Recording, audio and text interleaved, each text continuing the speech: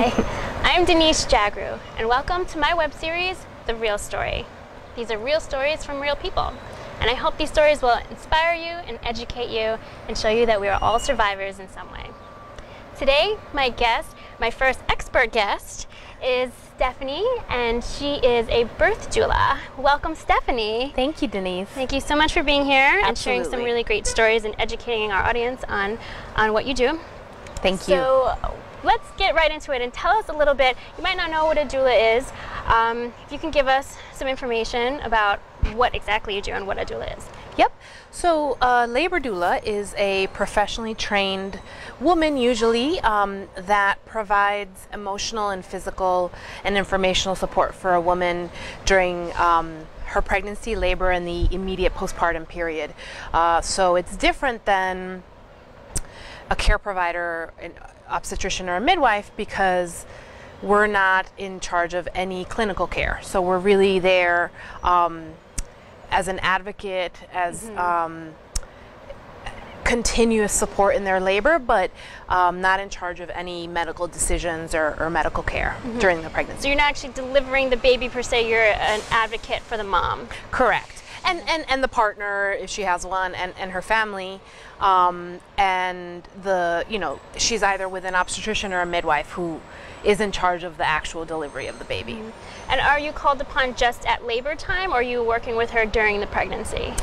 So the way that I work, and usually most labor doulas work this way, is that they are hired to help the woman during the pregnancy, and so you're getting to know your client beforehand and really what her wishes might be for her labor, and so you're spending some amount of time with her beforehand, and then when she is in labor, she does call you, and that's really the majority of your work is her labor and delivery, but you are definitely working with her prenatally.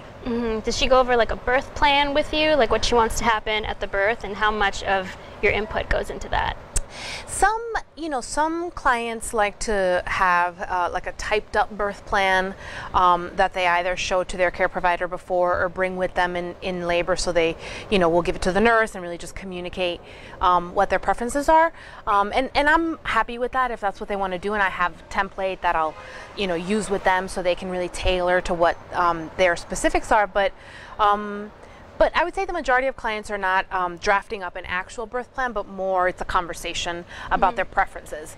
And I think that has a lot to do with the just unpredictable nature of labor. And so it's, for some people, it doesn't feel right to come up with a plan for like what they'd like to happen.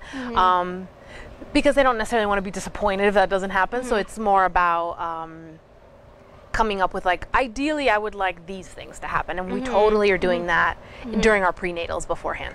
Are you more like, you're all about structure, or you're kind of like free flowing and see where like labor takes you?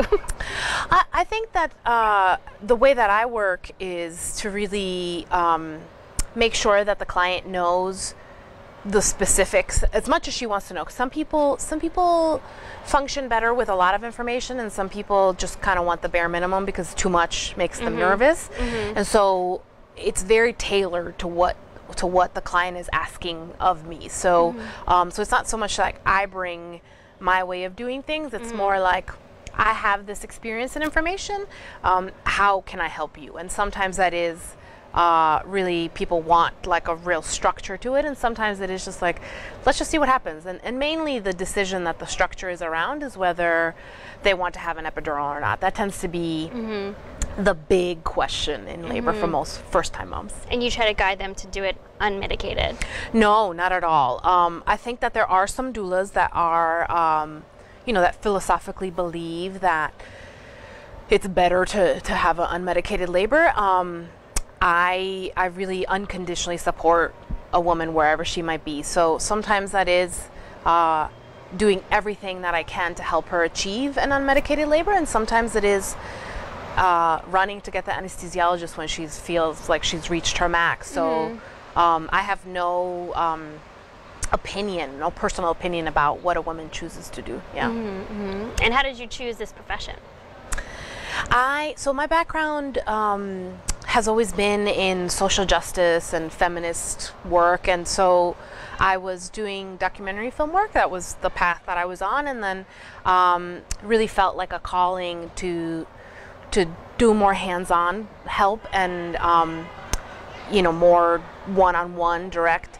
And so I originally had researched becoming a doula for women who were seeking elective terminations, and through that found out about a training and did it, and it was for labor support, and was completely transformed and really felt like that's where I wanted my advocacy and my desire to really help women to be in help a woman have birth the way that she wanted to have her experience. And how long ago was that? 5 years ago. Oh, so you've been doing this for a while now. Yeah. And you've done some overseas work, right? As well? Correct. Yes. I have a friend, a really good friend, who's a midwife who runs an organization called Mother Health International, and they run a series of birth clinics.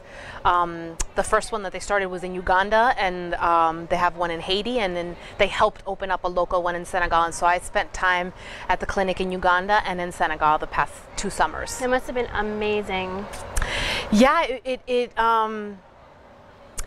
what I loved most about it was, I think, the comparison between, I kind of went into it very curious about what it would be like to see birth in a completely different reality with different resources and access to, hospitals and things. So we were in rural areas in both of those places, and, the local hospital was far away in one case, and in the other limited, there was no operating room or anything for a C-section. So it was a completely different reality than New York City, but it was also kind of amazing to see the similarities among women in birth. I mean, they really are the same, the same, different fears, but fear, or, different like ways of coping, but also needing to find a way to cope. And that was really powerful to see that. Isn't that amazing? Just spans time, spans countries. It doesn't matter. We're still women. We're still mamas and daughters, no matter where you're from or, what country you're in. It's amazing, isn't it? Yeah, and I think that for a lot of women, that's actually a comforting thing. To be like, other women have gone through this. I can do this too, Yeah. And what do you feel, is there like an interview process that happens with you and the patient? Like, how do you know if you're a good fit? Is any doula good with any patient, or is there like a criteria or like an interview process? Yeah, that's a great question. I think a lot of people, when they think about picking somebody, either it's a recommendation they read somewhere that they should have a doula, or they feel like they might need that extra support. It's always a little challenging to think, like, how am I going to know who the right person is? And so I've had people compare it sometimes to kind of selecting a wedding dress, which is a little, it's not the same at all, but in that it is like a feeling inside that you can't, so you can have like all these criteria, but it's really about what feels right. And so absolutely believe that like there really is a doula for every woman, and it ends up being an incredible personal decision. So do you like the way someone's voice sounds? Do you like how you feel around them? Do they make you feel calm and confident? Because that's really what ends up being the most important in labor. And some people really have other how experienced you are. You want someone who lives near you sometimes, or someone who's had children before, or who's worked with your doctor in your hospital. So those things play into it, but I feel like at the end of the day, it's usually like, this person just feels right. I feel comfortable with them. So it's like, say yes to the doula instead of say yes to the dress, right? Exactly. Do you have to travel a lot? Like, are your clients more in this geographic area, or are you like traveling different boroughs? We're in New York City, so we're in Brooklyn right now, but do you feel like you do a lot of traveling? I'm really strict with my travel range, mainly because I want to be able to be immediately available to my clients. So I will only take clients, I live in Brooklyn, and I will only take clients that live in Brooklyn and Queens, or certain parts of Manhattan that, not way uptown, just because it'll just take me too long to get to them when they're in labor, and I don't want them waiting for me to get there. Yeah. What happens if 2 ladies go into labor at the same time? What do you do? It's very rare that that happens. I mean, it's kind of amazing how it ends up working out. But usually, when it happens, I always have backup. So I have a crew of doulas that I know well that are, either the same experience level and that I trust. And so if I'm at another birth and someone needs me, I call my backup and she joins my client the moment that my client needs her. And then as soon as I'm done, if I'm able to be done and also make it, I come and take over. Okay. Okay. Oh, that's great that you have like a whole backup system. Yeah. All right. So how is it being on call? Because you're on call all the time, right? And for many months? Yeah, I'm on call 11 months out of the year, usually. And that means 24 hours a day, 7 days a week. If someone is in labor, I have to drop everything and go to them. And, and I think I've been doing it long enough that I'm really used to that lifestyle. But it is one of the more challenging aspects of this work, and what really kind of determines whether some people continue on or not. I think for me it works because it allows me to have a really flexible schedule. I could have a day where I don't have to work at all and I can, kind of have a long lunch or see friends or whatever. But then I know that when I go to sleep at night, it's not 100% certain that I'll sleep in my bed all night. I might have to get up and go, and it works for me. It works because it gives me the excitement of like not knowing what my week will look like, and I like that. But it is hard. Sometimes you just kind of like want to go to see this movie, or you want your best friend getting married, so you have to. Yeah, how do you schedule vacations? Like if you have to be somewhere else, how do you do that? So normally for a pregnant woman, your range of normal for going into labor is from week 37 to week 42. And so when I schedule due dates, it has to really be giving myself a buffer of at least 2 to 3 weeks in the beginning and the end of someone's. You have to give yourself just probably, an entire month off to really have like 15 days off. So. Oh, that's a long time in advance. You have to be planning, like if you have a wedding to go to or something like that, you have to really know what your schedule is going to be like. Right. So right now we're in August, and I already know what my schedule will be like through March of next year. Oh, okay. All right. That's a long time to plan. Yeah. So this show is called The Real Story. So if you can give us 2 real stories, one that's real and gritty about birth and about your experience, and then one that's inspiring. Sure. I think the probably gritty in that it was a little chaotic is an experience that I had almost 4 years ago now. It was one of the first 20 births that I'd gone to, so it was very early on, and I had like a little bit of confidence that like I knew what this looked like, and I could tell when we should go to the hospital kind of thing. And so I joined this woman in labor, and she hadn't been laboring for very long, and she was doing wonderful. And but there were some signs that I felt that we should probably get going. And so, I was like, let's get up. And she went to the bathroom and her water broke. And so things seemed to like turn a corner. And I thought, well, we should definitely go now. And then, there was a moment where she, we were getting ready to go, and, most childbirth classes teach you that you should really stay at home as long as possible if you're, low risk and everything is healthy and your doctor's okay with you staying at home, which most of them are. You want to go when you're really far along, and some ways that you can tell you're far along are that you're maybe not thinking about what you're wearing or what you look like or what you want to take with you. And so a lot of childbirth educators will say if you're still thinking about all that stuff, it's too early, you should stay home. So just as we were leaving, she was like, no, I don't want to wear those shoes, I want to wear those shoes, or did you turn off the light, honey, to her husband, and like all these things. So I had like a moment of doubt where I was like, oh, we're going too early. And she really wanted to have an unmedicated labor. She didn't want any intervention. She wanted to get there. So we all are getting ready, and the cab's waiting for us outside with the door open, and she walks downstairs and says, Stephanie, I felt something come out. And I was like, okay, like, get in the car. So she got in the car. She got on her hands and knees because I thought we might be able to still make it, to the hospital. It was like 5 a.m, so I didn't think there would be a lot of traffic.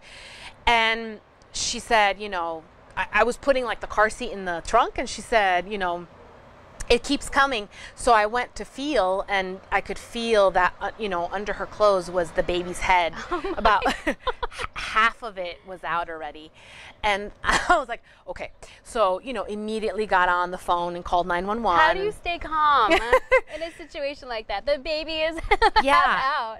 I mean, one thing is that when that's happening, overwhelmingly, it's okay. Like when you hear all these stories of babies being born on the highway or on the street on the Upper East Side, or it's usually everything is fine. When a baby comes out that fast and that no complications like that, it's usually fine. So I was banking on that. And I'm on the phone with the ambulance, and they're asking like, how much does she weigh? And I'm like, the baby is coming out, like you need to come now. And so her husband was there. I had told her husband to stay with her, and her husband was like, Stephanie, it just keeps coming. And I was like, okay, well, pull her pants down and catch your baby. Like there's really nothing else to do. So I remember he was wearing a white t-shirt, and he pulled her pants down and literally like caught the baby like a football. I mean, it's just like shot out.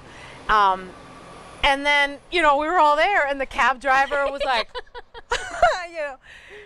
and the ambulance came, and everything was fine, and so everyone was okay. Everybody was absolutely fine. Baby was good. Everything was fine. The baby cried right away. It was beautiful, and and in the ambulance I rode with them, and she held the baby in her chest until we made it. We transferred to a hospital close by, and and her like remarks afterwards were, next time I'm gonna plan a home birth. That was great. That was fine.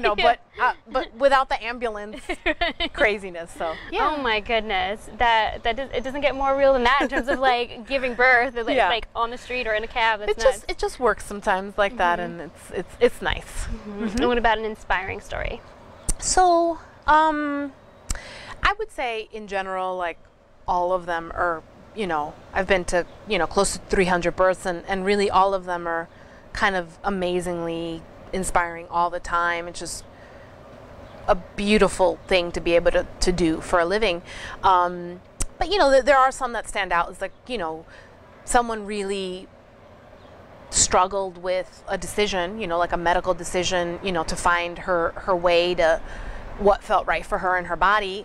So I had one client in particular recently that had a diagnosis of gestational diabetes, and so she had a limitation on how far she could go past her due date, and she was probably about a week overdue, and her doctors really wanted to induce her. I mean, that's the standard of care, that if you have gestational diabetes, the medical recommendation is that you get induced probably before 40 weeks. And this is a woman that was really healthy, and so she really struggled with the diagnosis of diabetes, and so she kind of had that in her mind the whole time, like, I'm healthy, my body's strong, like this baby's healthy. And so, in helping her decide what to do, what I gave her was just information on, what the statistics are, what the risks are, what her rights are, and her right in refusing medical treatment, she has that right. And so it was a tough situation for me, though, because the recommendation is that she get induced, and so and I said that very clearly, like, this is what your doctor is recommending as the safest thing to do, and I never tell people not to listen to their doctor at all, but really help them make sense of what they should do, and so she and her husband mulled it over for about a week and had many conversations with their doctors back and forth, and ultimately decided that they were going to say no to an induction and give themselves a few more days. It wasn't even that long. And so the doctor said, okay, but we want you to sign an against medical advice form, which brought it to like a whole nother level for this woman, to really face that fear that she might put herself or her baby in danger, but she ultimately felt like it was the right thing to do for her, and so she did it, and then signed the paper, and then went into labor the next day, and had her baby her way with no interventions and what she wanted, and it really worked for her, and that was kind of inspiring to see someone really work through that, because I think a lot of women hire doulas because they want an advocate, and I was very much going to support whatever. So if she got induced, we were going to have a great induction, and we were going to go to the hospital and make it the best experience possible. But to like really kind of deal with a brave decision, you know, on her part, a really brave decision for her, and thankfully everything worked out fine. So it was a very, I learned a lot from that experience. So it's a good example of what you do for the patient, like informing them of their rights, but also the risks, you know, either way. Absolutely, yeah. That was always a conversation about like, here's what the biggest risk is. And so understanding that might happen. And she, you know, she felt fine with that. So what's something that you love about your job? So many things. I bet. It must be so amazing to just witness life happening in front of your eyes. I love that, obviously. I mean, to see a baby take its first breath is a magical thing. I mean, it really is sort of miraculous every time. Even though I've seen it and I like know what happens, it's still like, wow, this is how we come into the world. But for the most part, most of the work is with the mom. And so what I love the moment when a mother realizes that this is actually really hard work. And not in a negative, torturous way, but in like a, wow, this is big work that I'm doing, and I can do it, and to get through the other side. And it doesn't, whether they get an epidural, whether they don't, whether they have a C-section, whether they have vaginal, all of those things require an immense amount of strength on the part of the woman to make that transition. And it's amazing to see every time, because everybody has to go through it, no matter how the birth ends up. So that's a beautiful thing to see. Is there anything you dislike about your job? I don't really like that I have to be in hospitals all the time. You know, so I would say about 90% of the births that I do are in a hospital. The other 10% are home births or birth center births. And, you know, hospitals are like, nobody likes to be in a hospital. So sometimes it means like hours sleeping on a floor. That's not the best part of the job. And how long is the longest labor you've ever been attending to?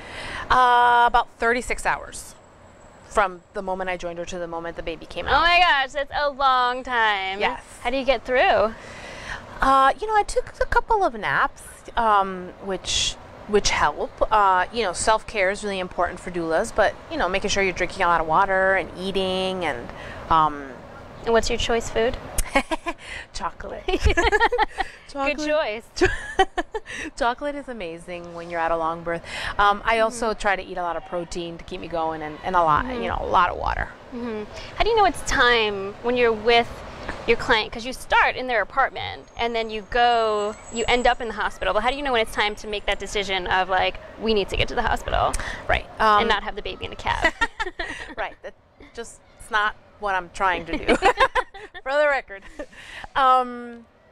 So a lot of it depends on their particular situation, how far they live from the hospital, what their care provider has recommended, if their water has broken or not. You know, there are a lot of other factors that have nothing to do with like just their desire to stay at home. And so those things are always under consideration. But if everything is looking great and they have lots of time to stay at home, it's usually little subtle differences. So sometimes people will want me to do like a vaginal exam, which doulas don't do. It's really outside of our scope, and actually it doesn't really tell me much about whether we should go to the hospital or not, because you know, someone can be 3 centimeters dilated, which is really early in the labor, and then 20 minutes later be ready to push a baby out. You know, it just, women's bodies are really mysterious that way, right? In that it's not like by the book, you'll dilate an hour, you know, a centimeter per hour. So I don't really care about dilation. I'm more interested in seeing how the woman is coping, you know, the subtle little changes in her breathing, her movement, pressure that she might feel, what might be coming out. So that's very gritty part of the work. Lots of things come out. So like, is it increasing what's coming out? Is she not talking to us anymore? Like in between contractions, is she really focusing on the work that she's doing? And so those little subtle changes really communicate her labor is moving, her labor is progressing. Let's get to the hospital. More than any like one thing. It usually means though contractions are close together and strong, and lots of work. So if somebody wants to find a doula or be a doula, or like look for an organization or contact you about more information on where they can connect with the doula or any more information, where would you direct them? Sure. So there are lots of different organizations that train doulas, and you can, kind of limit yourself to just maybe interviewing doulas from one organization or the other. I myself was trained via Doulas of North America, which is DONA, and they have on their website a list of doulas that are certified, and so that's one way, just sort of like a Google search. I really love a website called Doula Match. And it is, regardless of what you trained, it's like doulas will put their profile on there, how much they charge, and their websites. So you can, the mom can search by zip code or by experience. So it's a really great way to just like look up doulas in your area. So if you're interested in training, you could also research different organizations and see what training programs they have. But I would say, you can also ask your care provider. Some care providers have like a list of doulas that they like working with. That's how I get a lot of my clients. So it's nice for the client to have their doctor or midwife be like on the same team. But yeah, I have a website. Usually what people do is, internet search for a doula in Brooklyn or New York City, and I'll come up, and then I talk to them on the phone, and then we meet in person before they decide to hire me or not. So everybody who's interested, I grant like an informational meeting, because you really want to, it's a big decision about who you want at your birth, and so meeting in person, usually at their home, so they can, see and ask me any questions is kind of the way to do it. Wonderful. Well, thank you so much, Stephanie. You're so welcome. You definitely enlightened me. I learned a lot more about what you do, and I'm sure our viewers learned a lot about doulas and all the wonderful things that you do. I'll be putting Stephanie's information, her website on, so you could check it out. And if you need to reach me, I'm at drjagroo.com, or you can email me at denise@drjagroo.com. Don't forget to subscribe to my channel, and tune in next week when we'll have another webisode talking about more real stories. Thank you again, Stephanie, so much. Thank you so much. Thank you. Okay, tune in next time. Bye. Thanks.